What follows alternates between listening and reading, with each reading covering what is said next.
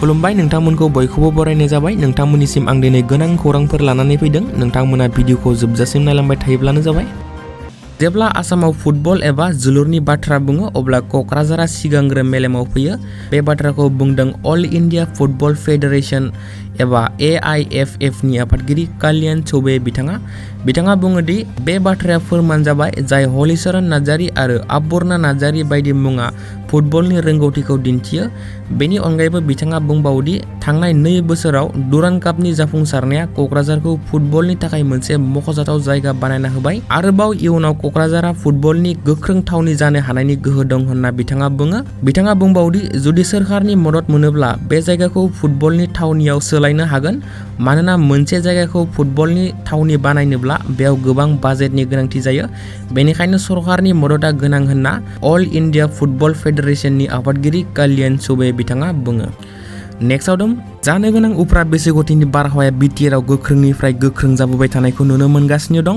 बेनि गेजेरावनो बर'नि मोननै गोख्रों राजखान्थि हान्जा UPPL आरो BPF मोन्नैबो दोला गावबा गावनि दोलोखौ बिसायख'थिनि थाखाय थागथियारि खालामनायखौ नुनो मोन्दों। बेनि गेजेरावनो BPF दोलोनिफ्राय हाग्रामा महिलारी बिथाङा माखासे गोख्रों बाथ्राफोर बुंनायखौ नुनो मोन्दों। बिथाङा मोनसे समनि BPFनि गोख्रों दैदेनगिरि आरो दासान्दि UPPL दोलोआव थांनायखौ लानानै बिथाङा चन्दन ब्रह्मनि सायाव माखासे अजद दैखाङो। बिथाङा बुङो दि चन्दन ब्रह्मआ सासे पावार लुबैसुला मानसि जेराव पावार थायो बेयावनो थाङो। बेनि अनगायैबो प्रमद बर'आ नखर साख्रि होगोन होनना बुंनाया नंखाय फोरमान जाबाय आरो 3 बोसोरनि थाखायल' नंखाय हानि पाट्टा होनानै रायजोफोरखौ थगायदों होनना अजद दैखाङो। बेनि अनगायैबो जानो गोनां सिडली उफ्रा बिसायख'थिजों लोगोसे फैबाय थानाय BTC बिसायख'थियाव BPF दोलोआ देरहानानै सरकार बानायगोना रोखा होनना BPF दोलोनि आफादगिरि हाग्रामा महिलारी बिथाङा बुङो। बेनि अनगायैबो दासिमबो जेलाव थानाय रन्जन दैमारिजों लोगोसे गोबां ex-NDP बिथांमोना दासिमबो जेलनिफ्राय गयैखौ लानानै BPF हान्जानिफ्राय BTR सोरखारनिसिम गोख्रों अजद दैखाङो। बिथांमोना बुङो दि रन्जन दैमारि बिथांखौ जेलनिफ्राय गनायखौ गासै रायजो राजाफोरानो लुबैयो। बिथांमोनखौ बख'नायनि गुबै बिबाना जायफोरा BTR एकर्डखौ खालामदों बिथांमोननिमोन। BLT शक्ति, आलफा आरो आदिबासिफोरनि शक्ति गोबां जालांबाय नाथाय रावबो दासिम जेल जानांगौ जायाखै। बेनिखायनो बिथांमोनखौ दासिम जेलनिफ्राय बख'यैनि जाहोना माबाफोर राजखान्थिनि जाहोनफोर थानो हागौ होनना अजद दैखाङो। गुबुन फारसे सोरखाराव थानाय UPPL दोलोआबो दोलोखौ गोख्रों खालामनो थाखाय नाजागासिनो थानायखौ नुनो मोन्दों। बेनि गेजेरावनो BTRनि गाहाय प्रमद बर' बिथाङाबो बेरेखा दोलोनि हेंथायै माखासे गोख्रों बाथ्राफोर बुंनायखौ नुनो मोन्दों। मोनसे समनि BPFनि गोख्रों दैदेनगिरि चन्दन ब्रह्म बिथांखौ हाग्रामा महिलारी बिथाङा सिनाया होनना बुंनायनि सायाव प्रमद बर' बिथाङा सोंथि खालामोदि हाग्रामा महिलारी बिथाङा मोनसे समनि गावनि असे लोगो चन्दन ब्रह्मखौनो सिनायाब्ला BTCनि रायजो राजाफोरखौ बिथाङा बोरै सिनायनो होनना प्रमद बर' बिथाङा सोंथि खालामो। बेनि अनगायैबो हाग्रामा महिलारी बिथांनि गासिबो दैदेनगिरिफोरा BPF दोलोआव थानाय नङा। गासिबो UPPL दोलोआव हाबजोबसिगोन आरो BPF दोलोआ जोबस्रांसिगोन होनना प्रमद बर' बिथाङा बुङो। लोगोसे बिथाङा हाग्रामा महिलारीखौ चेलेन्ज खालामोदि साहस दङब्ला आंजों 17 बोसोरनि हिसाबखौ लानानै जिराय, आंबो जिरायनो राजि होनना बिथाङा बुङो। लोगोसे BTR एकर्डनि गेजेरजों गोजोन फैबाय। BTRनि सिमाया बांनो थांगासिनो दं।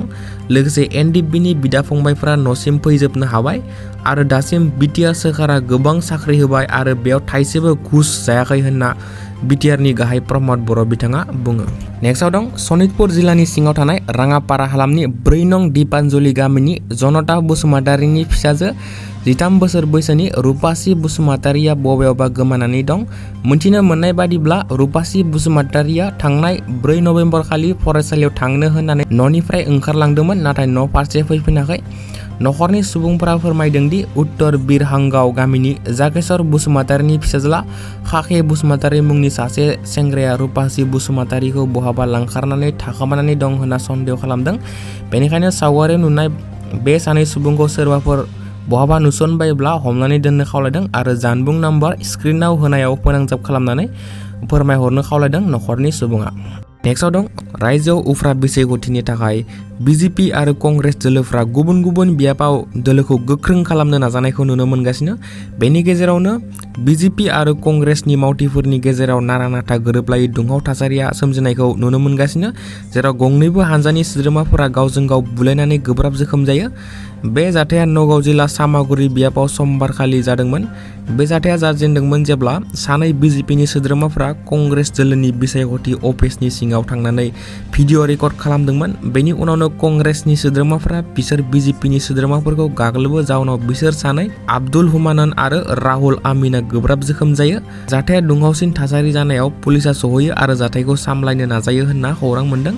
बेनि अनगायैबो आरोबाव मोनसे जाथाया सोराङाव फैदों। मैया मंगलबार खालि बे सामागुरि बियाबावनो कंग्रेसनि दैदेनगिरिफोरनि गारिखौ बिजेपिनि मावथिफोरा बेंनानै गाग्लोबदों आरो बुख्रुब बुसि खालामनाय जाथाय जायो।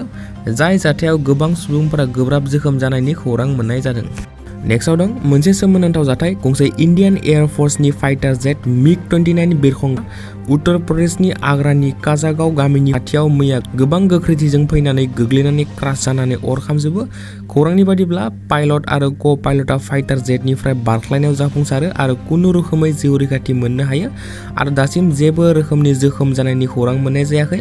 जाथाय जानाय मिग-29 फाइटार जेटआ पान्जाबनि आदामपुरनिफ्राय टेक अफ एबा बिरदोंमोन आरो बे जाथाया ड्रिल खालामनाय समाव जायो। बे जाथाया बोरै जानो मोनखो बेनि सायाव गुवारै नायबिजिरनाय जागासिनो होनना खौरां मोन्दों। नेक्स्टआव दं सासे मन्दिरनि पुजारीया नगाव जिल्लानि गंसे मन्दिर सिङाव फासि नांना थानाय थासारियाव मोननाय जायो। जिउ फोजोबना लानाय पुजारीनि मुङा दाम'दर गुरुजी होनना मोनथिनो मोननाय जायो। खौरांनि बादिब्ला बियो समबारखालि बामुनि सुबारजानि दुर्गा मन्दिर सिङाव फासिनि दौलेङाव आलायना थानाय थासारियाव मोननाय जायो। जायगानि सुबुंफोरा फोरमायनाय बादिब्ला पुजारीया लक्ष्मी फुजानिफ्रायनो सानफ्रोमबो रेगुलार फुजा खालामगासिनोमोन, नाथाय दासिम मानि थाखाय बे जाथायखौ खालामनानै लाखो बेनि बागै मोनथिनो मोननाय जायाखै। जाथायनि उनाव जायगानि सुबुंफोरा गोख्रै पुलिसनो खबर हरो आरो जाथायनि बागै नायबिजिरनाय खामानिखौ जागायो। नेक्स्टआव दं आसामनि बकाजानाव मैया 7 कौटिनिबो बांसिन बेसेननि हिर'इनखौ जब्द खालामनाय जायो। खौरांनि बादिब्ला नायबिजिरनायनि गेजेरजों सानै फालांगिरि आरो 1 केजिनिबो बांसिन हिर'इनखौ जब्द खालामनाय जायो। हमजानाय सानैनि मुङा राशिदुल इस्लाम आरो नुर आलम। बिसोर मणिपुरनिफ्राय ड्राग्सखौ आसामनि गवालपारासिम लांगासिनो दंमोन। बेनि गेजेरावनो बिसोरखौ कार्बि आंलं जिल्लायाव हमनाय जायो। मोनथिनो मोननाय बादिब्ला 1140 ग्राम हिर'इन जाय 7.6 कौटिनिबो बांसिन बेसेननि जायो होनना मोनथिनो मोननाय जादों। बेनि अनगायैबो पुलिसा बिसोरनि ट्राकखौबो जब्द खालामनाय जायो होनना खौरां मोन्दों। नेक्स्टआव दं हादरनि थाखाय मोनसे दुखुनांथाव जाथाया जानानै थाङो। मोनसे गिख्रंथाव बासनि लामा जाब्रबथायाव गासै 36 सुबुंफोरा दासिम दुखुनांथावै जिउ खोमाना लानो गोनां जायो। जाब्रबथाया ओरैबायदि गिथावनामोनदि बासआ 200 मिटार गोथौ हाखराव गोग्लैलाङो। बे जाथाया उत्तराखन्डनि आलमरा जिल्लायाव जायो। जाय बासआ 250 किल'मिटार दावबायबायमोन। थि जायगासिम सहैनो थाखाय 35 किल'मिटारल' दंबावोमोन, नाथाय फुंबिलिनि 8:25 रिंगायाव बे लामानि जाब्रबथाया जायो। जाथाय जानाय जायगायाव रैखाथि बिफानखौ दैथायहरनाय जायो। लोगोसे खाथिनि गामिनि सुबुंफोराबो मददनि थाखाय सहैयो। जाथायाव गोबां सुबुंफोरनि जिउ गोमाबायमोन आरो गोब्राब जोखोम जानायफोरा हस्पिटाल सहैनि सिगाङावनो जिउ गोमायो आरो 3 जोखोम जानायफोरखौ हेलिकप्टारनि गेजेरजों देहा फाहामसालिसिम लांनाय जायो आरो जाथायनि सायाव नायबिजिरनाय हाबाफारिखौ जागायो।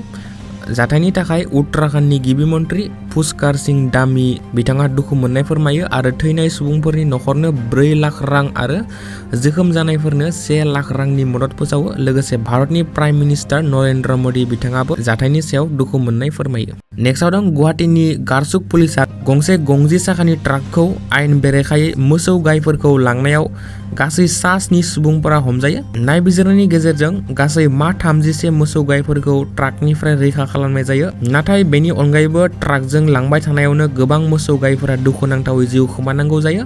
ट्राकनि अनगायैबो पुलिसा गंसे स्विफ्ट कारखौबो जब्द खालामो, जाय बे जाथायाव लोब्बा दंमोन।